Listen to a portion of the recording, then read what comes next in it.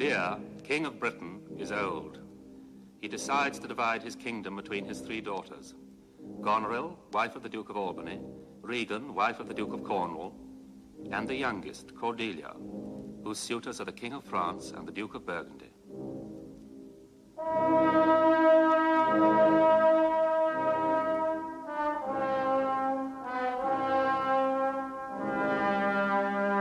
Attend the lords of France and Burgundy, Gloucester. I shall, my liege.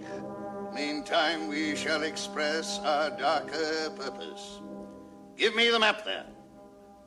Know that we have divided in 3 our kingdom, and 'tis our fast intent to shake all cares and troubles from our age, conferring them on younger strengths, whilst we, unburthened, crawl towards death.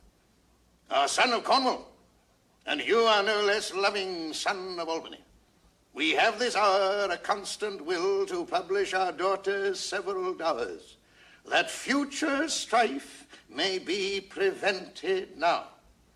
The princes, France and Burgundy, great rivals in our youngest daughter's love, long in our court have made their amorous sojourn, and here are to be answered. Tell me, my daughters, which of you shall we say doth love us most, that we our largest bounty may extend, where nature doth with merit challenge?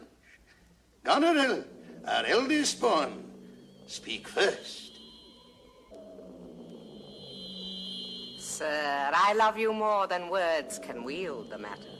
Dearer than eyesight, space, and liberty, beyond what can be valued rich or rare, no less than life, with grace, health, beauty, honor, as much as child e'er loved or father found.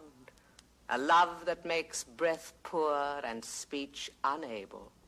Beyond all manner of so much I love you. Of all these bounds, even from this line to this, with shadowy forests and with champaigns riched, with plenteous rivers and wide-skirted meads, we make thee lady. To thine and Albany's issues be this perpetual. What says our second daughter, our dearest Regan, wife to Cornwall? Speak. Sir, I am made of that self-metal as my sister, and prize me at her worth. In my true heart I find she names my very deed of love, only she comes too short. That I profess myself an enemy to all other joys which the most precious square of sense possesses, and find I am alone felicitate in your dear highness' love. To thee and thine hereditary ever remain this ample third of our fair kingdom, no less in space, validity, and pleasure than that conferred on Goneril. And now our joy, although the last, not least, to whose young love the vines of France and milk of Burgundy strive to be interest. What can you say to draw a third more opulent than your sisters? Speak. Nothing, my lord. Nothing? Nothing. Nothing will come of nothing. Speak again. Unhappy that I am, I cannot heave my heart into my mouth. I love your majesty according to my bond, no more, nor less. How, Cordelia? Mend your speech a little, lest it may mar your fortunes. Good my lord, you have begot me, bred me, loved me. I return those duties back as are right fit, obey you, love you, and most honor you. Why have my sisters husbands if they say they love you all? Haply when I shall wed, that lord whose hand must take my plight shall carry half my love with him, half my care and duty. Sure, I shall never marry like my sisters to love my father all. But goes thy heart with this? Aye, my good lord. So young and so untender? So young, my lord, and true. Let it be so. Thy truth then be thy dower. For by the sacred radiance of the sun, the mysteries of Hecate of the night, by all the operation of the orbs from whom we do exist and cease to be, here I disclaim all my paternal care, propinquity, and property of blood, and as a stranger to my heart and me, hold thee from this forever. Good my liege! Peace, Kent! Come not between the dragon and his wrath. I loved her most, and thought to set my rest on her kindness. Hence and avoid my sight. So be my grave my peace, as here I give her father's heart from her. Call France. Who stirs? Call Burgundy. Cornwall and Albany. With my 2 daughters' dowers digest the third. Let pride which she calls plainness marry her.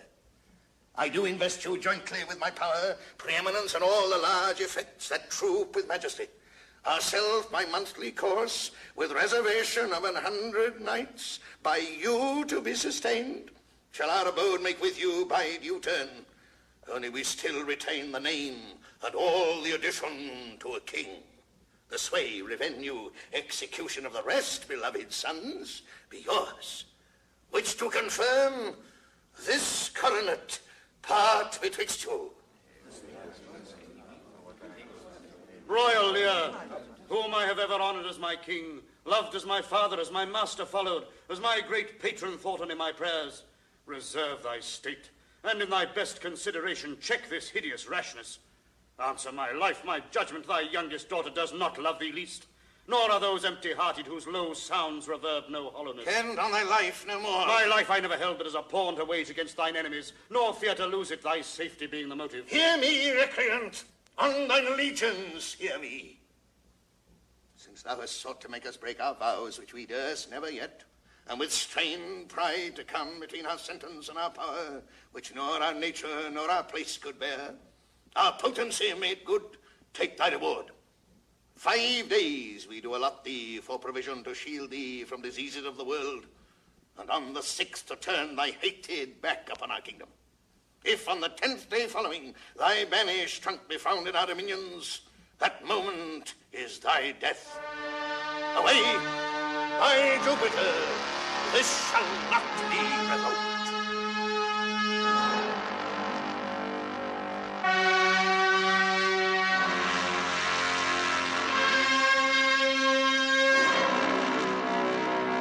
Fare thee well, King, sith thus thou wilt appear. Freedom lives hence, and banishment is here.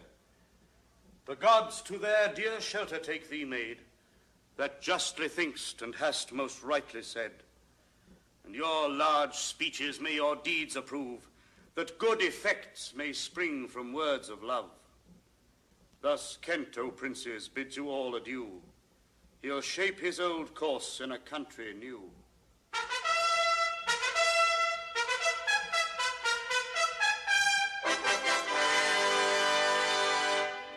Here's France and Burgundy, my noble lord. My lord of Burgundy, we first address towards you, who with this king hath rivaled for our daughter. What in the least will you require in present dower with her, or cease your quest of love? Most royal majesty, I crave no more than hath your highness offered, nor will you tender less. Right noble Burgundy, when she was dear to us, we did hold her so, but now her price is fallen. Sir, there she stands. If aught within that little seeming substance, or all of it with our displeasure pierced, and nothing more, may fitly like your grace, she's there, and she is yours. Pardon me, royal sir. Election makes not up on such conditions. Then leave her, sir, for by the power that made me, I tell you all her wealth. For you, great king, I would not from your love make such a stray to match you where I hate. Therefore beseech you to avert your liking a more worthier way than on a wretch whom nature is ashamed almost to acknowledge hers. Fairest Cordelia, that art most rich being poor, most choice forsaken and most loved despised. Thy dowerless daughter, king, thrown to my chance, is queen of us, of ours, and our fair France.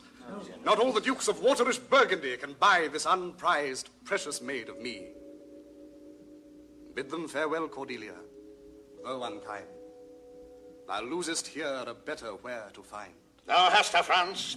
Let her be thine, for we have no such daughter, nor shall ever see that face of hers again. Therefore begone, without our grace, our love, our benison. Come, noble Burgundy. Cordelia leaves Britain to become Queen of France. Lear goes first with his 100 knights to stay with Goneril and her husband, Albany.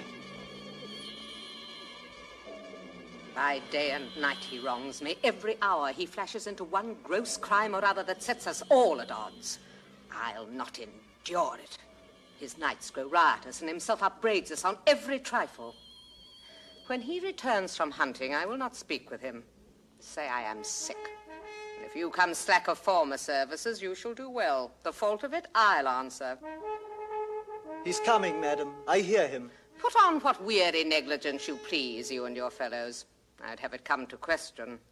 If he distaste it, let him to my sister, whose mind and mine I know in that are one. And let his knights have colder looks among you. What grows of it, no matter. Advise your fellows so.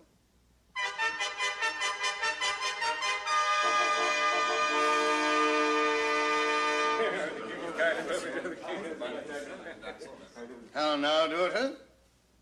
What makes that frontlet on? Methinks of late you're too much of the frown. Thou wast a pretty fellow when thou hadst no need to care for her frowning. Now thou art an old without a figure. I am better than thou art now. I am a fool. Thou art nothing. Yes, forsooth, I will hold my tongue. So your face bids me, though you say nothing.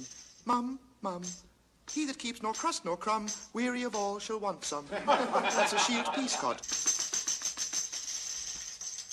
Not only, sir, this your all licensed fool, but other of your insolent retinue do hourly carp and quarrel, breaking forth in rank and not to be endured riots, sir. For you know, nuncle, the hedge sparrow fed the cuckoo so long that it had its head bit off by it young. So out went the candle, and we were left darkling.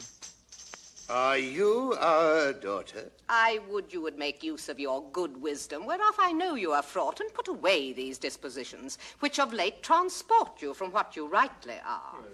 May not an ass know when the cart draws the horse? Whoop, jug, gallopy. Doth any here know me? This is not Lear. Does Lear walk thus, speak thus? Who is it that can tell me who I am? Lear's shadow. I do beseech you to understand my purposes aright. As you are old and reverent, should be wise. Here do you keep 100 knights and squires, men so disordered, so debauched and bold, that this our court, infected with their manners, shows like a riotous inn.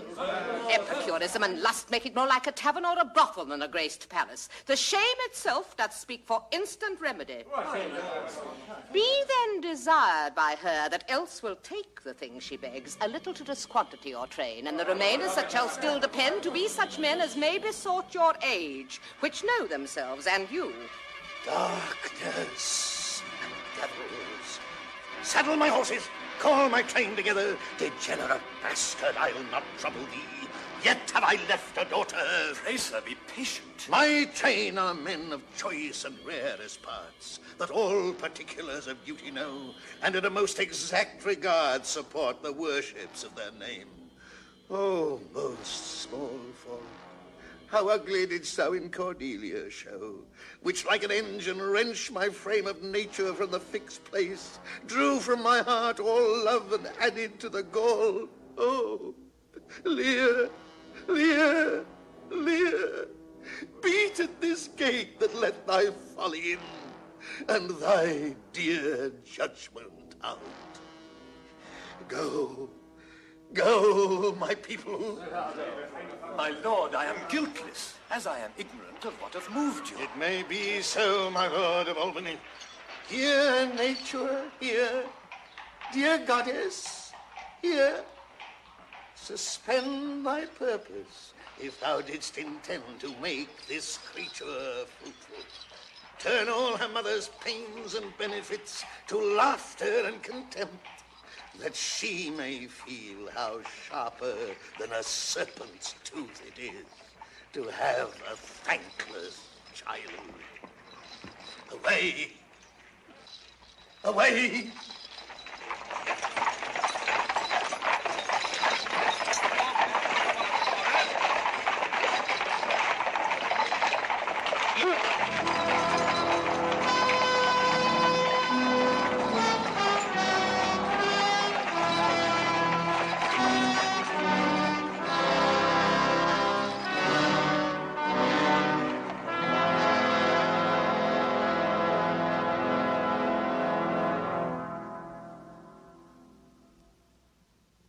How now, Oswald? What, have you writ that letter to my sister? Aye, madam. Take you some company and away to horse. Inform her full of my particular fear, and there to add such reasons of your own as may compact it more. I'll get you gone, and hasten your return.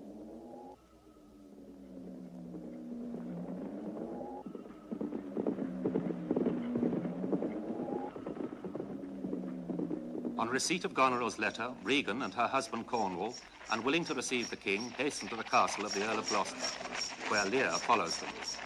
They refuse to see them.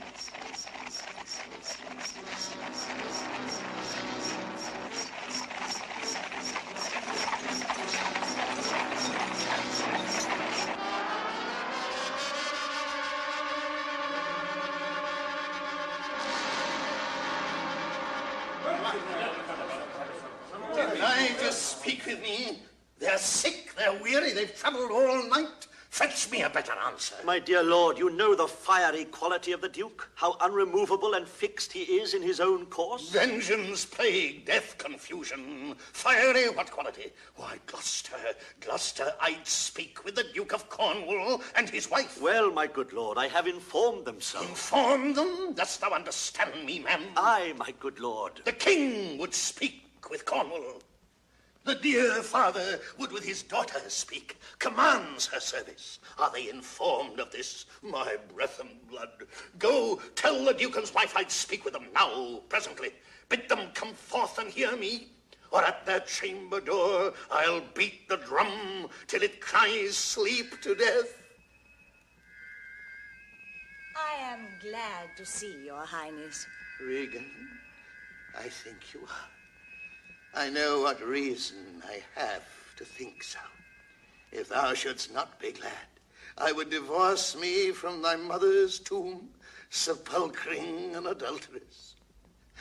Oh, beloved Regan, thy sister's naught. She hath tied sharp-toothed unkindness like a vulture here. I scarce can speak to thee.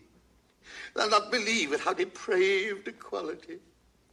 Oh, Regan. I pray you, sir, take patience.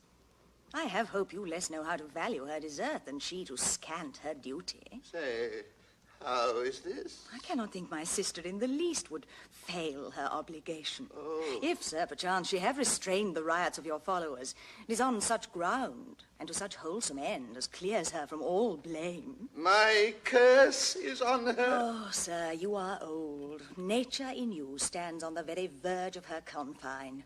You should be ruled and led by some discretion that discerns your state better than you yourself.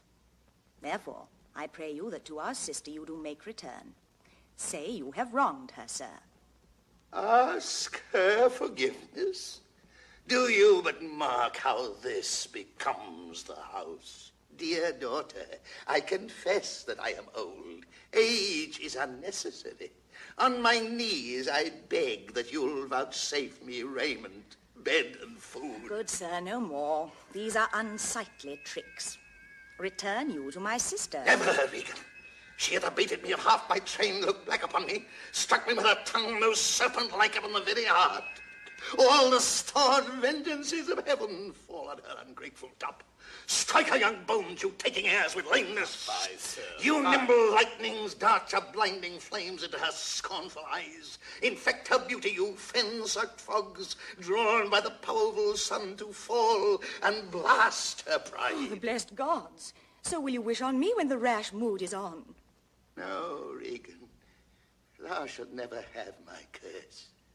Thy tender-hefted nature cannot give thee aught to harshness. Her eyes are fierce, but thine do comfort and not burn. 'Tis not in thee to grudge my pleasures, to cut off my train, to bandy hasty words, to scant my sizes, and in conclusion to oppose the bolt against my coming in. Thou better knowest the offices of nature, bond of childhood. Thy half of the kingdom hast thou not forgot, wherewith I thee endow.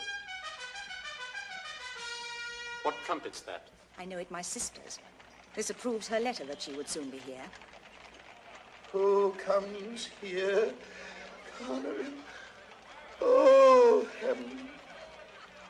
If you do love old men, If your sweet sway allow obedience, if yourselves are old, make it your cause. Send down and take my part. Art not ashamed to look upon this beard?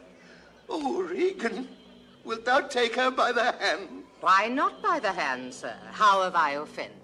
All's not offence at indiscretion fines and dotage terms. Oh, side, you're too tough. Will you yet hold? I pray you, father, being weak, seem so. If till the expiration of your month you will return and sojourn with my sister, dismissing half your train, come then to me. I am now from home, and out of that provision which shall be needful for your entertainment. Return with her and 50 men dismissed? Persuade me rather to be slave and sumpter to this detested groom. At your choice, sir. I prithee, daughter, do not make me mad. I will not trouble thee, my child. Farewell. We'll no more meet. We'll no more see one another. And yet thou art my flesh, my blood, my daughter, or rather a disease that's in my flesh, which I must needs call mine. I can be patient. I can stay with Regan. I and my 100 knights. Not altogether so. Oh. I looked not for you yet, nor am provided for your fit welcome. Give ear, sir, to my sister. If you will come to me, for now I spy a danger, I entreat you to bring but 5 and 20. To no more will I give place or notice. I gave you all. And in good time you gave it. Made you my guardians, my depositories, but kept a reservation to be followed by such a number. What must I come to thee with 5 and 20, Regan? Saidst thou so? And speak it again, my lord. No more with me. And Goneril, I'll go with thee. Thy 50 yet of double 5 and 20, and thou art twice her love. Hear me, my lord. What need you 5 and 20, 10, or 5, to follow in a house where twice so many have command to tend you? What need 1? Oh, reason, not the need. Our basest beggars are in the poorest things superfluous. Allow not nature more than nature needs. Man's life as cheap as beasts. But for true need, you heavens give me patience. Patience I need. You see me here, you gods, a poor old man, as full of grief as age, wretched in both. If it be you that stir these daughters' hearts against their father, fool me not so much to bear it tamely. Touch me with noble anger, and let not woman's weapons, water drops, stain my man's cheeks. No, you unnatural hags. I will have such revenges on you both that all the world shall... I will do such things. What they are yet I know not, but they shall be the terrors of the earth. You think I'll weep? No, I'll not weep. I have full cause for weeping. But this heart shall break into 100,000 flaws, or ere I'll weep. Oh, fool, I shall go mad.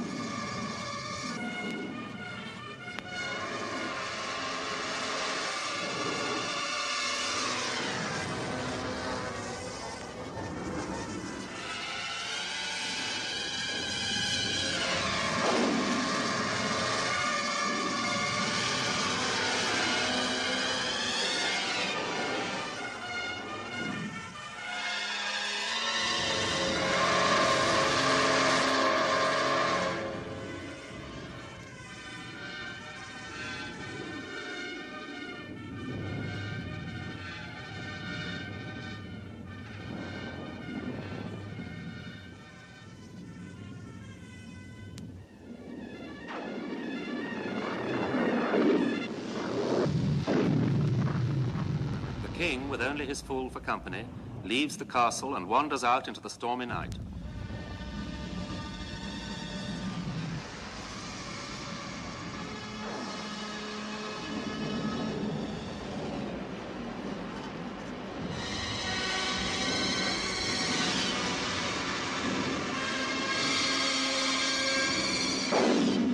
Blow, wind, and crack your cheeks.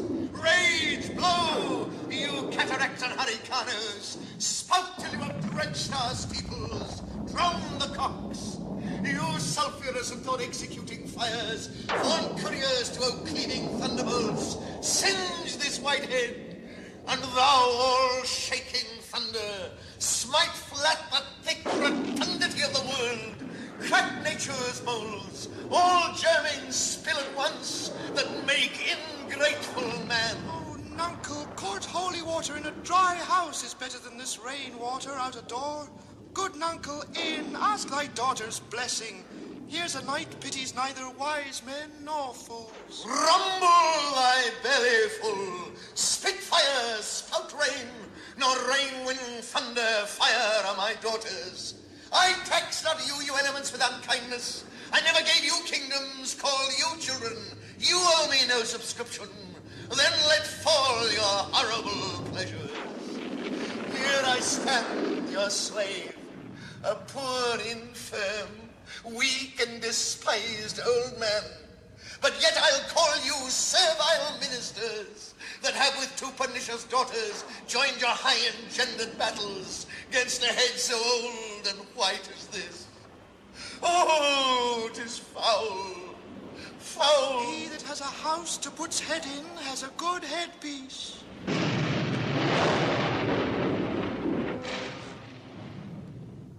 Although banished, the faithful Kent, disguised as a servant, has followed the king. Alas, sir, are you there? Things that love night love not such nights as these. The wrathful skies gather the very wanderers of the dark and make them keep their caves. Since I was man, such sheets of fire, such bursts of horrid thunder, such groans of roaring wind and rain I never remember to have heard. Man's nature cannot carry the affliction nor the fear. Let the great gods that keep this dreadful pother o'er our heads find out their enemies now. Tremble, thou wretch, that hast within thee undivulged crimes unwhipped of justice. Hide thee, thou bloody hand, thou perjured and thou simular man of virtue that art incestuous. I am a man more sinned against than sinning. Gracious my lord, hard by here is a hovel. Some friendship will it lend you against the tempest. Repose you there, whilst I to this hard house, more harder than the stones whereof 'tis raised, return and force their scanted courtesy. My wits begin to turn. Come on, my boy. How does, my boy? Art cold? I'm cold myself. Where is this straw, my fellow? The art of our necessities is strange and can make vile things precious. Come, your hovel, poor fool and knave. I've one part in my heart that's sorry yet for thee. He that has a little tiny wit, with hey-ho, the wind and the rain. True, my boy, must true. be content with his fortunes fit, though the rain it raineth every True, my boy, true. Come, bring us to this hovel.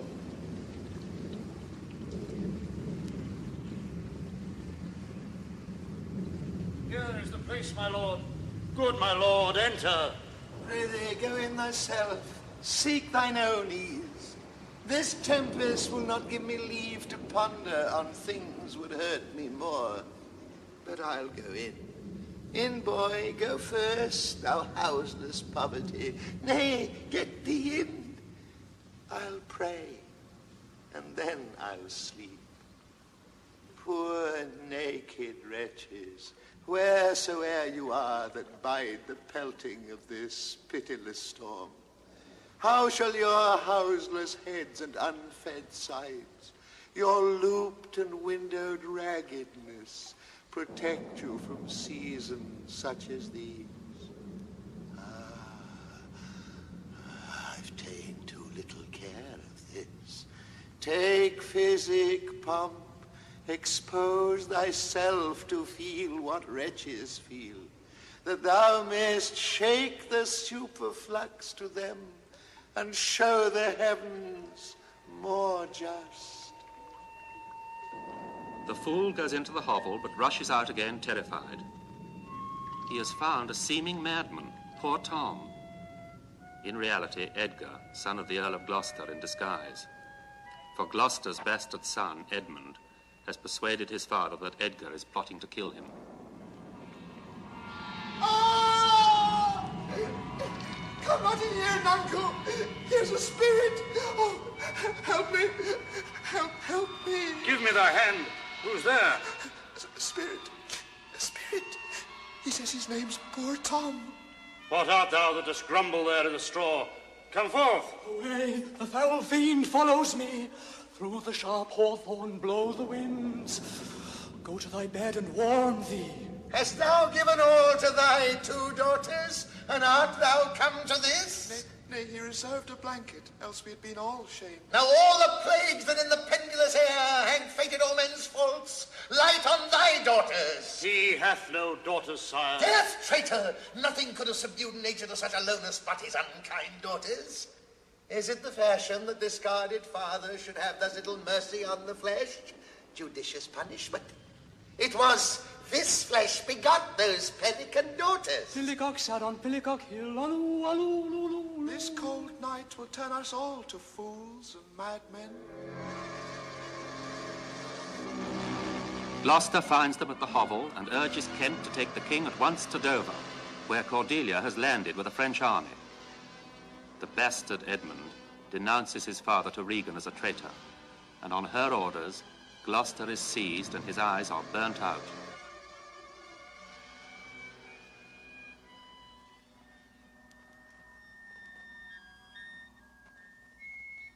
He wanders blindly through the countryside, led by an old man.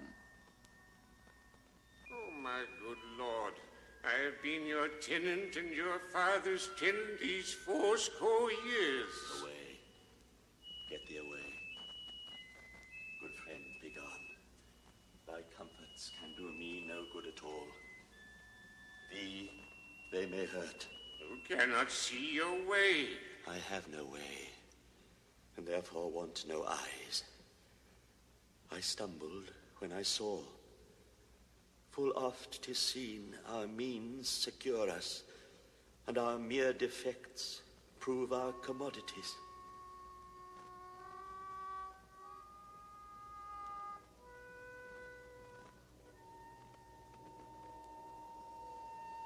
Oh, dear son Edgar, the food of thy abused father's wrath. Might I but live to see thee in my touch, I'd say I had eyes again. But who comes here? My father, poorly led. World, world, oh world.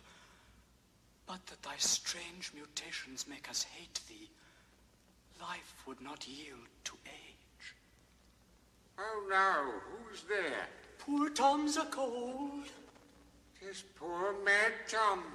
Fellow, where goest? Is it a beggar man? Madman and beggar too. He has some reason, else he could not beg. In the last night's storm I such a fellow saw, which made me think a man a worm. My son came then into my mind, and yet my mind was then scarce friends with him. I have heard more since. As flies to wanton boys are we to the gods. They kill us for their sport. Come hither, fellow. Bless thy sweet eyes, they bleed. Knowest thou the way to Dover? Aye, master. There is a cliff, whose high and bending head looks fearfully in the confined deep. Bring me but to the very brim of it, and I'll repair the misery thou dost bear with something rich about me. From that place I shall no leading need. Give me thy arm. poor Tom shall lead thee.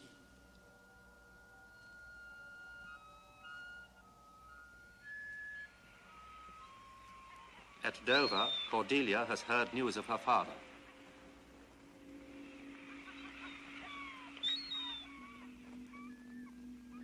Alack, 'tis he. Why, he was met even now as mad as the vexed sea, singing aloud, crowned with rank fumiter and furrow weeds. A century send forth, search every acre in the high-grown field and bring him to our eye. What can man's wisdom in the restoring his bereaved sense? He that helps him, take all my outward worth. There is means, madam. Our foster nurse of nature is repose, the which he lacks.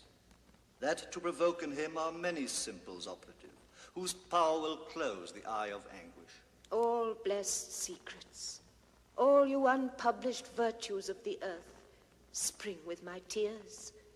Seek for him, lest his ungoverned rage dissolve the life that wants the means to lead it. News, madam! The British powers are marching hitherward. 'Tis known before. Our preparation stands in expectation of them. Oh, dear father, it is thy business that I go about. Soon may I hear and see him.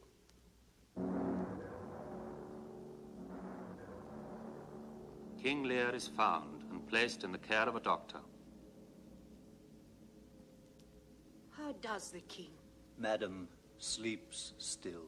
Oh, my dear father, restoration, hang thy medicine on my lips, and let this kiss repair those violent harms that my two sisters have in thy reverence made.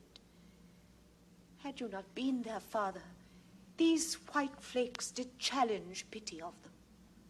Was this a face to be opposed against the warring winds? He wakes. Speak to him. Madam, do you? 'Tis fittest. How does my royal lord? How fares your majesty? You do me wrong to take me out of the grave. You are a soul in bliss, but I am bound upon a wheel of fire, that mine own tears do scald like molten lead. Sir, do you know me? You are a spirit, I know. When did you die? Still far wide. He's scarce awake. Let him alone a while. Where have I been? Where am I? Fair daylight? I am mightily abused. I should e'en die of pity to see another thus. I know not what to say. I will not swear these are my hands. Let's see, I feel this pinprick. Would I were assured of my condition. Oh, look upon me, sir, and hold your hands in benediction o'er me. No, sir, you must not kneel. Pray do not mock me. I'm a very foolish, fond old man, 80 and upwards, not an hour more or less. And to deal plainly, I fear I am not in my perfect mind. Methinks I should know you, and know this man.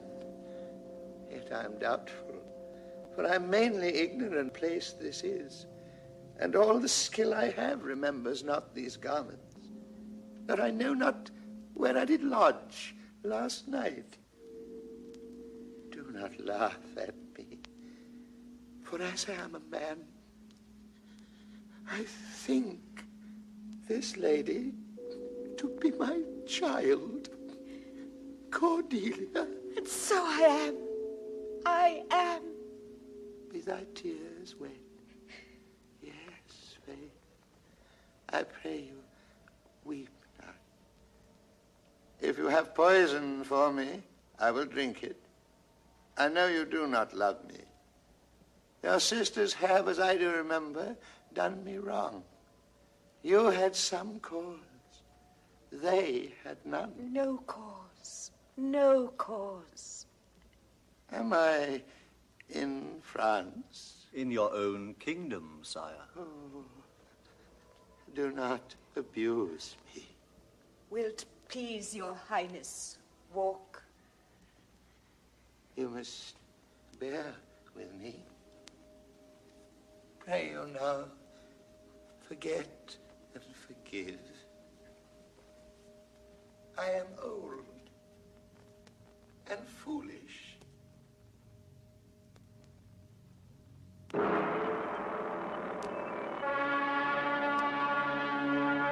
The British forces, under the command of Edmund, defeat the French.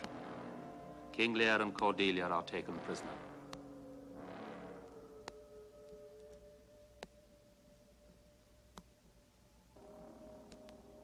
Some officers, take them away. We are not the first who with the best meaning have incurred the worst. For thee, oppressed king, am I cast down. Myself could else outfrown false fortune's frown. Shall we not see these daughters and these sisters? No. Come, let's away to prison.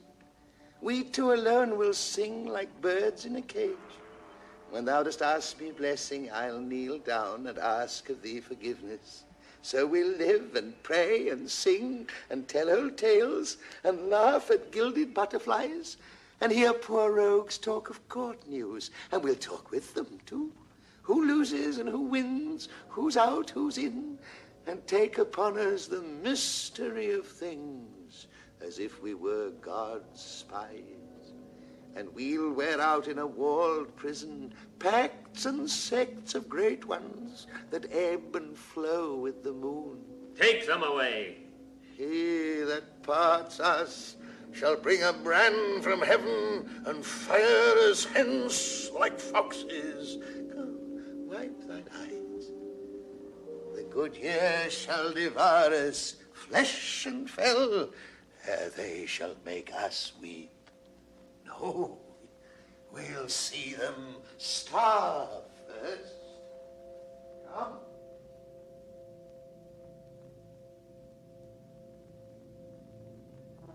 The Duke of Cornwall is dead, and Edmund holds power in Britain.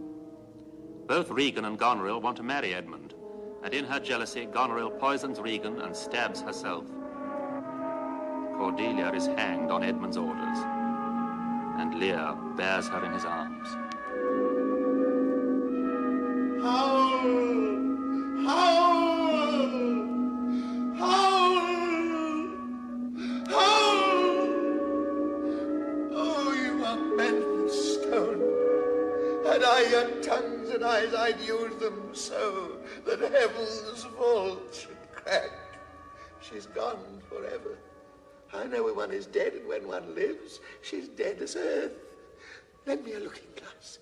If that her breath will mist or stain the stone, why then she lives. Is this the promised end? Or image of that horror?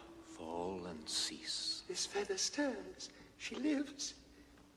If it be so, it is a chance that doth redeem all sorrows that ever I have felt. Oh, my good master. Prithee away. 'Tis noble to your friend. Peace, good Edgar. A plague upon you, murderers, traitors all. I might have saved her. Now she's gone forever. Cordelia. Cordelia, speak a little. Hmm? What sayest thou? Her voice was ever soft, gentle and low, an excellent thing in woman. I killed the slave that was a-hanging thee. My lord of Albany, Edmund is dead. That's but a trifle here. You lords and noble friends know our intent. What comfort to this great decay may come shall be applied. For us, we will resign during the life of this old majesty to him our absolute power. All friends shall taste the wages of their virtue, and all foes the cup of their deservings. Oh, see, see. And my poor fool is hanged. No life. Why should a dog, a horse, a rat have life, and thou no breath at all? Thou'll come no more.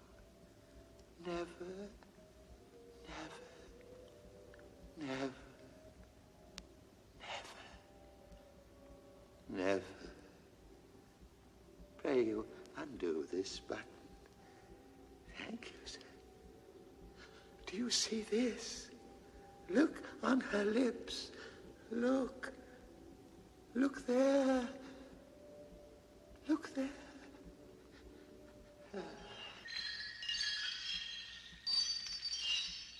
He faints. My lord. My lord.